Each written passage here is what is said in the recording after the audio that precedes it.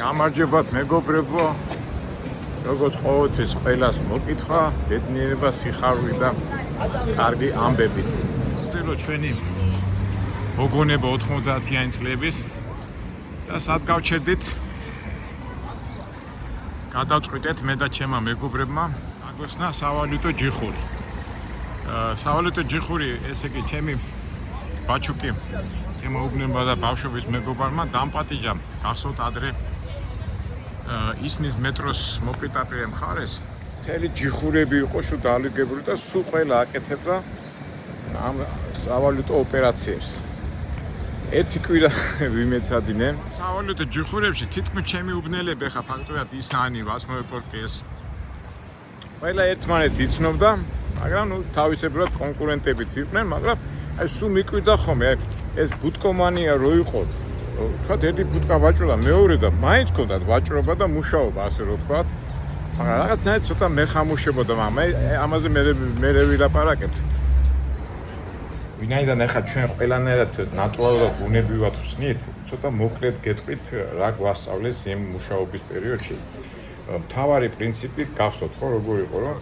ტრიალი და რუსული ფული, კუპონი და დოლარები. ესე იგი სიტყვაზე მაშინ ლარები არ იყო, არ მახსოვს, ესე იგი $100 ღირდა გონი 5000 და 4000 რუსული ფული. ნუ არ ვიცი, ნუ ლარებზე ვიტყვი, მაშინ ლარები არ იყო შემოსული და აი დღევანდელ დღეს ვთქვათ $100 რო ჩააბარებ, ეხლა არის რამდენია? 267-ად ჩააბარებ კურს, 267-ია კურსი. 267 ლარს მოგცემენ. იდვაგინდა ეთი 267 და 3, ეხლა დაბალი კურსია რა, მაშინ იყო ხოლმე რომ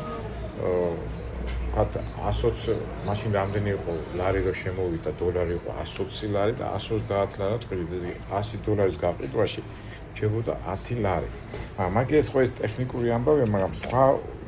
პრობლემა ის იყო, რომ ძალიან ბევრი ყალბი დოლარები და ეს ხელით უნდა შეგემოწმებინა. ეხლა მანქანით ამოწმებია და მე უყურებდით ხოლმე ეს აგერ დოლარის აგერ ხო არის ეს შიგნით. აი ეს არის შიგნით უნდა ყოფილიყო. მე ასე ხელით უნდა მოგესვა, ხორკლები ყოფილიყო. მე აქ არის კიდე დამცავი მეთოდები, აი რუსუსები უნდა იყოს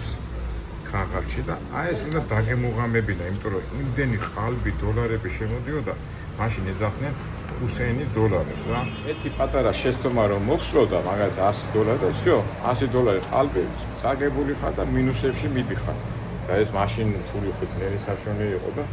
ეხლა უკვე უფრო განვითარდა, უფრო აგერ ამას კიდე დამცავი მეთოდები აქვს ახლა დოლარებს, ეს რაღაცეები არ ვიცი. ნუ ყოველ შემთხვევაში ეხლა ისე აქვს აპარატები და ეს უკვე პრობლემა არ არის. ნუ მაშინ ჩვენ დროს ეს ასეთი დამცავი, ნუ მთელი ტექნიკა და მთელი ხელოვნება, ანუ ასე ვთქვათ, ოსტატობა ხელის ამბავში ხელით უნდა გეცნო რა, თქვათ დაგეკუჭა რაღაცა სიტყვაზე, ან თქვათ რომ გაირეცხებოდა ის, მაინც იცნობოდა, მაგრამ თუ გაყალბებული და დახატული დოლარი იყო,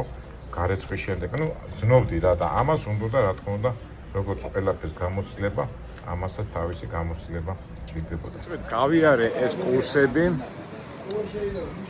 და მეგონა რომ მზათა ვარ ამისთვის. საკითხი, სად უნდა გაგვეხსნა ეს სავალუტო ჯიხური? აქ საკითხი კიდევ არის ეს ბიზნესი, ახლა ხო იცით, ახლა ვინ აკყავს პარტნიორი, ვინ არის რასაკეთებს, ვინ აკყავს გვერდზე, ამას ძალიან დიდი მნიშვნელობა აქვს და განსაკუთრებით სავალუტო ოპერაციებით რო ხარ დაკავებული, აქ 100 მაგი და 10 მაგი ერთგული ადამიანი უნდა ყავდეს გვერდზე. ეხლა მე ჩემ ბუტკომანიაში საწვავზე და იმებზე სულ ერთი და იგივე ხალხი ტრიალებდი, ჩემი გია ახობაზე, ხრუშა, თემურა ჩოხელი, რა ვიცი, ყაყო ბევრი ბიჭები, გახსოვთ მე გიყვებოდეთ ერთ ჯიხურში უბნელებთან ერთად ვიყავი, მეორე ჯიხურში ჯგუფელებთან ერთად, მაგრამ რაღაცა ბირთვი ვიყავით, რომელიც ერთდროულად, ნუ ძირითადად 3 ვიყავით, რომელიც ერთდროულად ისა სხვა საქმეებში ვიყავით, მაგრამ თუ საქმე იყო გაფართოებული, უკვე სხვა ადამიანებსაც ვრთავდი იქ. როგორც ხდება რა, პარტნიორული, მეგობრული, ძმაკაცული ურთიერთობიდან გამომდინარე. ამაზეც მე ვილაპარაკებ, ისეთი სათუთი თემაა, როდესაც ვინ ყავს გვერდზე და ამ საქმეში ხა სავალუტო ჯიხურში აქ კონტროლი და ვერ ახერხებ კონტროლს, აქ ზუსტად მარტო ერთგულების პრინციპია მთავარი, იმიტომ რომ ამ ფულის გადახურდა გადმოხურდავებაში ბოლოს თქვათ გქონდა $3000 თქვათ 2000 რუბლი ხან იმაში ქონდა ხან ამაში და ეს ნამატი იყო ხოლმე რა ეხა კურსიდან გამომდინარე და მიდიოდი წინ მაგრამ თუ პატარა შეცდომა მოგივიდოდა უკვე შეო გამორიცხულია მიდიოდი მინუსი $100 $50 ხალბი რო შემოეტენებინათ ბოდიშის ასე ჟარგონისათვის მინუსი ჩვენ ახლა ბავშვების მეგობრები ვიყავ და შეუდექით ამ საქმიანობას ახლა თავიდან ხო იცით ახლა ეს ანგარიში უნდა დაждდე უნდა ანგარიში უცბად კურსიდან გამომდინარე როგორ კურსია იქიდან გამომდინარე ესეც უნდა გათვალო და ისეთი სწორი კურსით ისეთი ფასი მიადო გაყიდვის დროს რომ კლიენტი არ გაგექცეს აი ესეთი ჯიხურის უკვე ქირავდება იდეა მართლა კარგი იყო და თავარი პრობლემა ფული ვიცით რომ საქმე კარგია იმიტომ რომ ბიჭებმა გვითხრეს უკმაყოფილო არ იქნებიო მაგრამ მარტო ნება ხوار საჭიროა თანხა რომ ეს ფული ატრიალო უკვე გამოსილება ქონდა ჩვენ მევახშიდან ფულის აღება მაგრამ აქ როგორი მომენტია იცი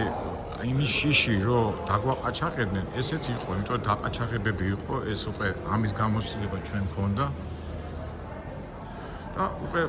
დავწონეთ ეხლა ეს თანხა თქვათ ვინმესგან გვესესხა და ვინმეს რომ დაეყაჩაღებინა ჩვენი თავი იქნებოდა პრობლემა ეხლა მაგათად საქონელი რომ მოგაქ აი ესეთი რაღაცა ხო გახსოვთ მე ხან ისინი პროდუქტები მოქონდა ხან თევზი, ხან კარტოფილი, ხან ისა რაღაცა ნუ რა უნდა დაეყაჩაღებინა და აქ ეხლა არის საკითხი ფულის ამბავი. მოება იმისგანაც არ გვინდოდა აღება რომ სახელი არ შეგვისა შეგვწყვინოდა არ შევწყვინილიყავით და იყო ასეთი ვარიანტი, ესე იგი შემიძლია ადამიანისგან ფული მესესხებინა, იმიტომ მაინც ახლა და ყველა ვინც ფულს მაძლევდა, ყველა ითხოვდა რომ წილში ყოფილიყავით და ეხლა ჩვენ სამი მეგობარი ვიყავით და ეხლა მეოთხე და მეხუთე კაცი იმის გამო რომ ფულია გვეხამუშებოდა და აი ეს ასე ვთქვათ გვატორმუზებდა ეს მომენტი და მე სადღაც სუფრაზე ვიჯექით ეგ უბანში და ხოიცი თბილისი პატარა ყავდა და ერთ-ერთმა ავტორიტეტმა საერთოდ უსასყიდლოდ ორგვარი იმის გარეშე უბრალოდ მოხდა თანხა. სუფთა როცა გექნება დამიბრუნეთ. ხოიცით ეს მაინც ავტორიტეტი სულ სხვა ხალხია, სულ სხვა არავინ არ პროცენტი არანა აზმაო მიხედე აეწყვეთ და როცა გექნება დამიბრუნეთ. ეხლა ამას რო ყვები ბევრს არ ჯერა ისეთი რაღაცები ხდება. აი ხა მაგათად იმ დღეს ну кай მაგას მე მოყვები რაღაცა სიტუაცია მოხდა ეხლა ხო ადამიანებს ვერენდობიან ვერაფრის ისეთი თანხები მომივიდა ისეთი ძველი რაღაცეები რომელიც მე არ მახსოვდა და ინტერეს დაპარაკობდით ამ ფულის დაბრუნებაზე და ასეთი რაღაცეები არ ხდება მეგობრებო ადრე ხდებოდა ეხლა კი ადამიანები გაციდნენ ერთმანეთს პატივს არცემენ იმას არცემენ მაგრამ ეხლაც ხდება პატივისცემა და სიყვარული და ღმერთმა უქნას რომ ასეთი რაღაცეები ერთმანეთის დახმარება და გვერდზე დგომა უცხოდ მოგვეჩვენოს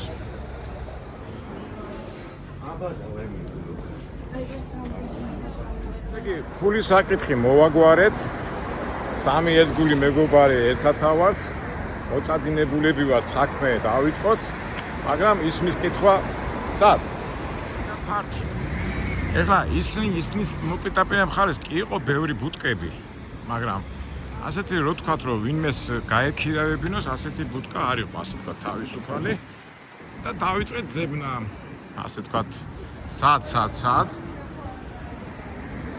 ერთი მომენტიც იყო ახლა მე ხომ მქონდა ეს ასე თქვათ ფინანსური განათლება უკვე ინსტიტუტი მქონდა დამთავრებული და მარკეტინგული და ეს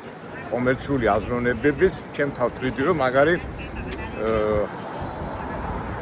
ნუ ფინანსური ცოდნა მქონდა და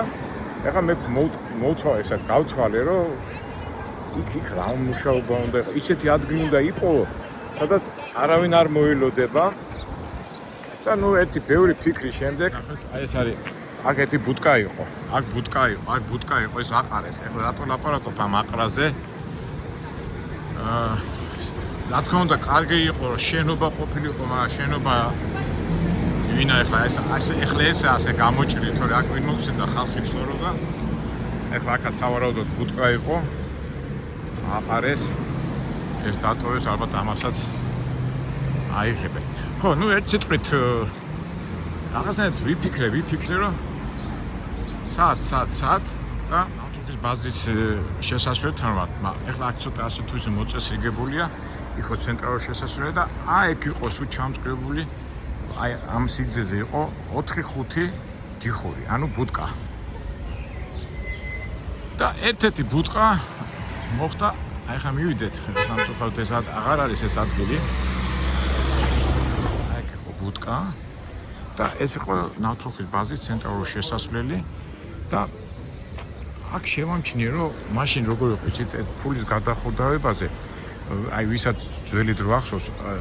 შესასვლელთან იდგნენ ქალები და ნუ ქალები იდგნენ რომელსაც ჰქონდათ პიტაბე ასე ცოცხლად უხურდავდნენ ადამიანებს ფულს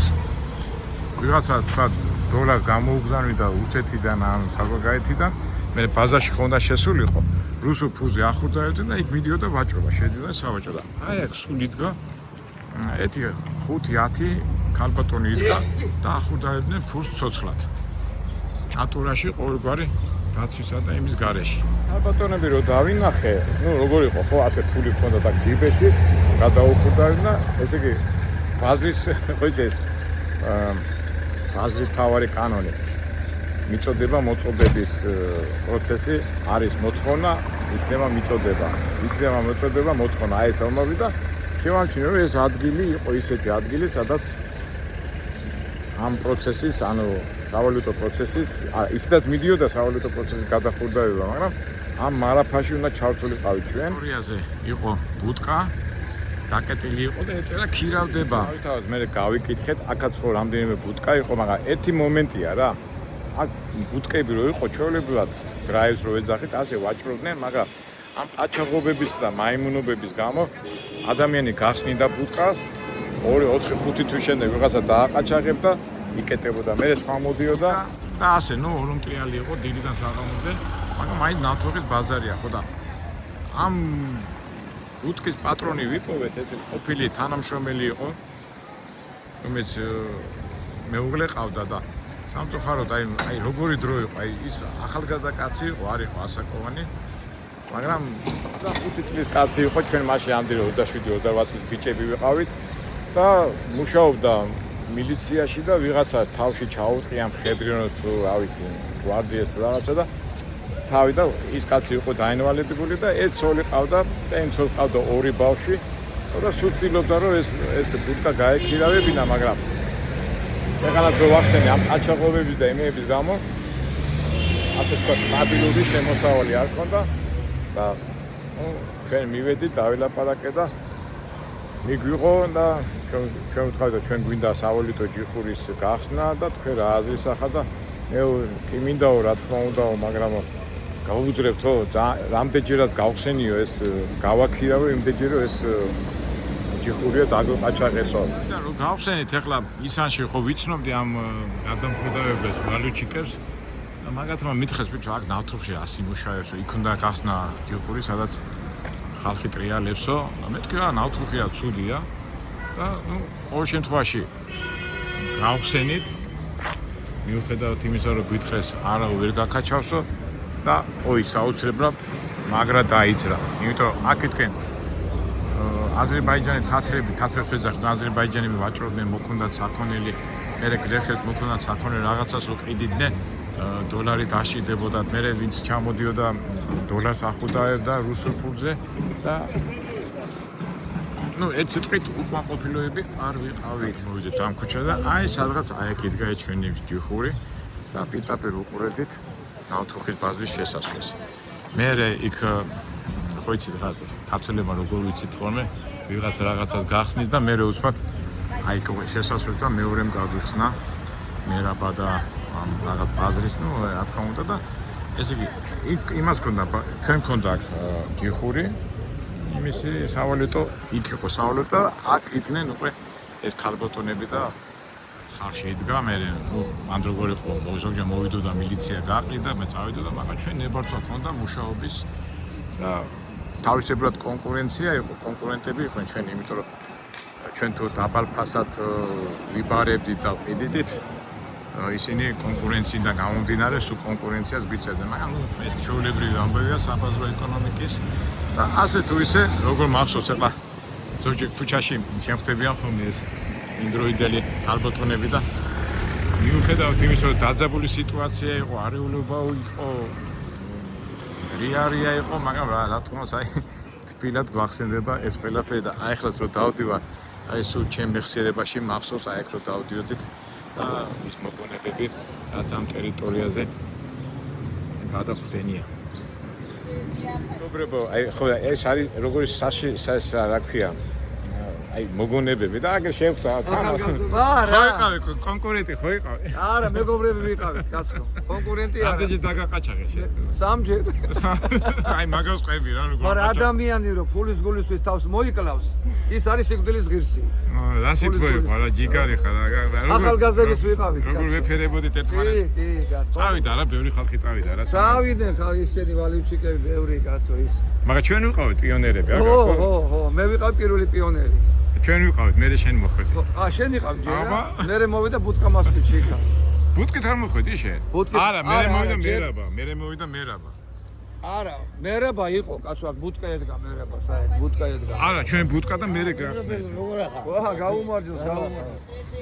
როგორ არის საქმე რა მიდის ნენერო სიმბირში რა ხდება კოჯორში იმათ აი ეს ახალი მოსახლეა ახალგაზრდების ხო მაგარი სიყვარული ქონდა აი მიუხედავად მერაბა როგორ უბედურად მოკლა იმან ბიჭოს იმან რა როგორ უბედურად მოკლა მაგის დედავატი ეხლა რას ყვები იცი მაგრამ აი ხო რა გვიჭიდა აი ყაჩაღობა მაიმუნობა მაგრამ რაღაც ხალისი როგორ ვენდობთ ერთმანეთს როგორ ვენდობოდით რა დამასარი ხალისი და ეხლა რა მოვდივარ ხომ აი ამაჟორ აქაური პიზოები ბაჯები მაჯები მე კაი შენ რომელი გოდა ხარ 66-იანი შენ პატარა ხარ კაცო და მე ვარ 59-იანი პატარა ბიჭი იქნებოდი რა 28 წლის ვიყავ 28 წლის ხო და ეხლა 28 წლის კაცო მოდი გაკოცო ეხლა ძალიან ბევრი ნაცნობები შემხდა მაგრამ ყველა მერიდება ამ ვიდეო კადრებში მოხვედრას რა ერიდება და კუმელა დათახდა აი ესე იყო რა ხო ხედავ სამჯერ დაგოყაჩაღესო მაგრამ უყურეთ დაყაჩაღებაზე ჩვენ ცოტა სხვანაირი ფორმულა ქონდა ეხლა ფული ხო იდო იმაში ბუტკაში და გასვლას როგორ ვაკეთებთ იცი ან ჩემი მამობილი ან ჩემი მეზობელი მოდიოდა მოხუცი ასაკოვანი ის დაკეტვის წინ და გავატანდით ხოლმე ამ ფულს და ის ხო მიდიოდა კაცი მიდის მიაკ და უკან ვიყვებოდა ჩვენი ერთ-ერთი წარმოდია ჩვენ კიდევ აქ ვიჯექით და მე უკვე გავიგებდით რომ უკვე მივიდა სახლამდე მიიტანა ეს ფული მე ჩვენ უკვე გამოდიოდით ბუტკიდან და 1-2 ჯერ იყო ჩვენზე დაყაჩაღების ცდელობა მაგრამ ფული ჩვენ არ ქონდა და აი ესე რაღაც დაცვის რაღაც მეთოდებს ვიგონებდით და ნუ გინდა არ გინდა მაინც დაძაბულები ვიყავით ნუ დრო იყო ასეთი დრო ეს კი აქ მე მოვაწევდი 94 წლიდან 96 წლამდე და კომერციულად ძალიან საინტერესო მომენტი იყო იმიტომ რომ ეს ლარი შემოვიდა ხმარებაში საქართველოში მე იყო ეს ვაუჩერები გახსოვთ მე რომ მოვყევი უნივერსიტეტში ისა უნივერმაღში ამ ვაუჩერების შეძენის მომენტები და ძალიან ასე ვთქვათ ფინანსურ იმეებში ვიყავით. ერთადერთი მინუსი იყო რომ თავიდან რომ დავიწყეთ მე ყალბი $, შემოგვაპარეს ეს წაგება იყო მე გადაყოლა გადმოყოლოც იცოდა ხოლმე მაგრამ ხო იცით ყველა საქმეს უნდა ვარჯიში გამოცდილება და ნუ მე ნენელა დავიხვეწეთ. აი რამდენჯერ ვამბობ ხოლმე რა ადამიანი ერთ საქმეს რო იწყებს იმ საქმეს უნდა მიყვეს და მე უკვე სხვა ინტერესები მქონდა ეხლა კი იყო დაყოლებები პრობლემები იყო მაგრამ დავიხვეწეთ და უკვე ასე ვთქვათ პროფესიონალები გავხდით. 5-6 თვეში ის ფული დაუბრუნეთ იმ ჩვენ ავტორიტეტს მადლობის თქმით აი პროსტა მაგრა გაგვიმართო რომ აი სულ უნკლავდებოდით ამ დაყაჩაღებს და ერთი პრობლემა იყო კიდე მაშინაც სამართალ დამცველები არ იქცეოდნენ კარგად რაღაცას მაიმუნობდნენ და მაგათანაც ვაგვარებდით, ну სულ მოგვარება გარჩევა გარჩევა და სულ გარჩევებში ვიყავით, მაგრამ ასე თუ ისე მაინც ვაგვარებდით. ძირითადად მაინც აქ ვატარებდი დროს, უпростоროდ დროს არა, ну ვიყავით უნივერმაგშიც მუშაობდი, მაგრამ არ მომწოდა უნივერმაგში ანაიდან შემოსავალი არ იყო. ან ხო იცით ახლა ჩემი ბუნებიდან გამომდინარე რა გამაჩერებდა. ახლა აქ ხედავდი რა საქონელი მოგავთ, როგორ მოვაქვთ და ამ პერიოდში უკვე გაიხსნა ლილოს ბაზრობა, იხსნებოდა და ამ ლილოს ბაზრობამ და